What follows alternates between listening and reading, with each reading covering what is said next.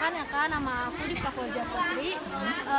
Aku perwakilan dari kelompok 2 untuk mata kuliah Sosiologi Pendidikan di kampus UHAMKA.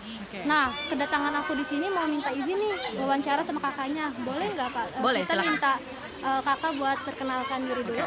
Siap. Oke. Assalamualaikum warahmatullahi wabarakatuh. Nama saya Yani. Saya di sini sebagai ketua dari Rumah Belajar Skema, di mana memang Rumah Belajar Skema ini baru bisa dilaksanakan setiap hari Minggu dari jam 1 sampai jam 3. Itu aja sih profil singkatnya. Oke, kita lanjut ya Kak. Aku mau nanya dong, ini Rumah Belajar Skema ini didirikan dari kapan ya Kak? Oke, bisa dibilang Rumah Belajar Skema ini masih baru banget, yaitu tahun 2020, Agustus tahun 2020. Kenapa berdiri? Memang backgroundnya adalah karena faktor pandemi. Jadi waktu itu kan sekolah banyak kan adalah online. Memang anak sini adalah udah pada sekolah biasa, karena di Depok itu alhamdulillah memang yang sekolah dasar negeri itu gratis. Nah, tapi semenjak adanya pandemi belajar online, mereka mengalami kesulitan karena kan faktor ya, lingkungan kita tahu sendiri kayak gimana kan. Nah, akhirnya kita coba bantu untuk mengadakan rumah belajar atau kayak macam rumah singgah di mana kita memberikan pendidikan gratis atau bimbel gratis, les gratis kepada anak-anak di lingkungan sekitar. Jadilah terbentuklah skema ini. Nah, itu sih background atau latar belakang terbentuknya Rumbel Skema. Nah, baik, selanjutnya Kak, apa sih yang diterapkan dan diajarkan dalam proses pembelajaran di rumah belajar ini? Oke, simpelnya gini. Pertama, waktu pas awal-awal kita belajar adalah tergantung dari bagaimana mereka mengalami kesulitan belajar di sekolah. Jadi kita tanya kesulitan belajarnya apa, lalu kita bantu di situ. Jadi kayak macam guru les tadi kan. Nah, seiring berjalannya waktu kita tambahkan dengan pembelajaran kayak misalnya per tema akhirnya. Per minggu itu temanya apa sih? Misalnya minggu pekan awal kita belajar tentang kreativitas atau kriya. Nah, minggu kedua bahasa Inggris, minggu ketiga MTK. Nah, minggu keempat itu adalah kita balik lagi ke kriya atau enggak kita masuk ke bahasa Inggris lagi atau enggak ke agama. Kan ada minggu itu tambah ada sebulan itu ada 4 atau ada 5. Jadi kita muter-muter di situ aja gitu. Oke Kak, selanjutnya ada kurikulum tertentu nggak sih yang diterapin di rumah belajar ini? Oke, kalau kurikulum tertentu saat ini sih belum ada. Kita masih berdasarkan tema aja dulu.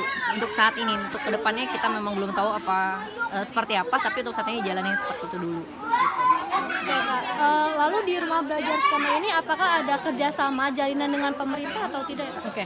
Saat ini kita adalah lembaga yang independen, jadi belum ada kerjasama dengan lembaga manapun. Kecuali memang kita memang Rumbel Skema ini di bawah naungan Yayasan Pudi Amal Dermawan Indonesia atau enggak yang biasa dikenal sebagai Yayasan Padi.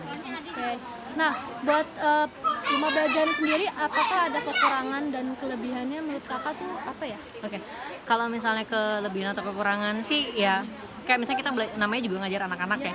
Kita tahu sendiri pasti adalah kendalanya kayak gimana belajar anak-anak adalah bagaimana mengendalikan mereka supaya mereka mau ya itulah belajar dengan tenang gitu. Itu memang adalah PR banget. Ya, seperti itu. Tapi ya namanya juga anak-anak kita nggak bisa bilang mereka belajar harus tenang dan lain sebagainya, enggak, karena karakter anak tuh beda-beda. Ada yang memang kinestetik kita nggak bisa samain dengan anak-anak yang memang di audio atau yang dengan visual itu beda banget. Jadi butuh memang penanganan khusus untuk anak-anak yang kinestetik. Oke, nah selanjutnya awal dari mulainya rumah belajar ini ajakannya atau cara menarik anak-anak untuk bergabung di sini apa ya Kak? Oke, jadi tahap pertamanya itu adalah Yayasan Padi mengadakan yang namanya program pengecekan kesehatan gratis. Balik lagi karena ada pandemi untuk warga di Lapak Kampung Melati ini sebutannya kan. Nah, akhirnya pas udah gitu kita juga orang tua tuh cerita dan lain sebagainya bahwa di sana juga banyak anak-anak dan akhirnya kita survei. Nah, kita coba beberapa anak dan akhirnya mereka oh iya ternyata emang ngebantu banget. Akhirnya kita juga dapat nih aduan-aduan dari orang tua dan lain sebagainya bahwa memang selama masa pandemi ini sekolah online ya mereka memang tadi mengalami kesulitan belajar di mana orang tua pun nggak bisa terlalu banyak membantu untuk PR dan lain sebagainya. Nah, seperti itu sih.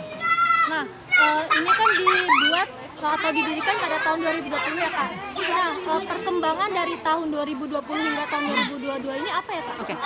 Kalau misalnya secara bentuk fisiknya sendiri secara skema memang pas awal-awal kita belajar adalah benar di lapak ya masih kayak gini, bukan kayak gini ini alhamdulillah di lapangan yang atas kita ada lapangan benar lapangan. Nah, seperti ini kita gelar tiker aja di DPR kita sebutan di Bogor Rindang. Nah, sampai akhirnya kita sosialisasi ke tokoh masyarakat dan kita boleh menggunakan balai RW yang tadi di atas. Nah, akhirnya kita juga mengadakan campaign untuk mengadakan kayak saung belajar sampai akhirnya terbentuklah saung belajar seperti ini. Tapi memang baru seperti ini ya. Untuk kedepannya kita nggak tahu. Mudah-mudahan sih bisa lebih bagus lagi agar belajarnya juga menjadi lebih kondusif. Oke Kak, kakak kan sebagai ketua nih ya di rumah belajar Skema ini. Apakah ada kendala pada saat kakak mengajar ataupun mengelola rumah belajar ini Kak?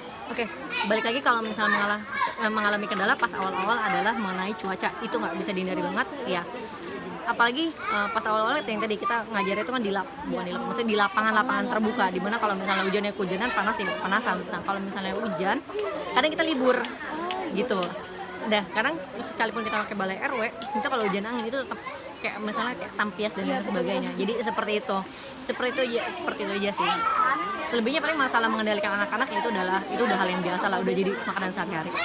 Nah, harapan kakak sendiri untuk rumah belajar ini kedepannya ataupun sekarang tuh apa ya, Kak? Oke, untuk harapan kedepannya kita pengen banget sih punya tempat sendiri yang akhirnya memang itu jadi resmi.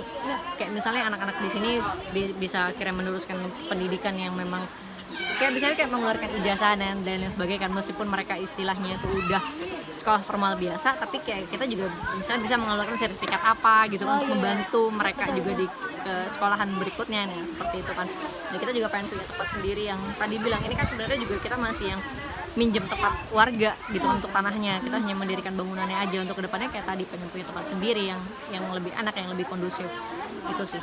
Oke Kak, aku mau nanya dong Kak, apakah murid-murid di sini itu mereka yang memang kesulitan dalam pembelajaran di sekolah, atau memang mereka murid-murid yang pintar atau? Oke, bisa dibilang di sini random. Ada yang memang dia memiliki daya tangkap yang cepat, ada yang memang memiliki daya tangkap yang memang agak lambat, ada. Jadi memang random kayak gitu sih. Tapi pada intinya apapun itu mereka memang mengalami kesulitan belajar, apalagi misalnya sosialisasi gitu sih. Tapi Kak, mereka di sini semua udah pada sekolahnya punya di sekolah lain lagi gitu? Iya, mereka ini basicnya adalah sudah sekolah formal biasa. Balik lagi kayak tadi di Depok ini sendiri, karena memang mereka ada di lingkungan Depok, itu sekolah gratis, sekolah SDN gratis. Kecuali memang yang untuk yang PAUD, yang di sini yang paling belum sekolah adalah yang PAUD yang usia-usia memang yang mereka belum mau untuk sekolah PAUD, yang TK yang kayak gitu sih. Jadi memang kita bantu untuk basic di dasarnya, supaya ketika memang mereka akhirnya masuk ke pendidikan formal, mereka minimal udah tahu baca, tulis, mengenal angka kayak gitu. Nggak baca sih, maksudnya udah mengenal huruf deh gitu, mengenal angka deh, nah kayak gitu sih. Yang basic gitu ya? Iya. Oke. Sudah cukup mungkin ya Kak wawancara dari kami. Terima kasih banyak atas semua jawabannya, atas diperbolehkan wawancara di sini. Mohon maaf banget kalau misalkan kita datangnya juga kurang membawa apa-apa ataupun lagi pada ngajar gini ya Kak. Mohon maaf banget ya Kak. Santai aja. Terima kasih banyak ya Kak atas waktunya. Makasih ya Kak. Sama-sama. Waalaikumsalam warahmatullahi wabarakatuh. Oke. Ya.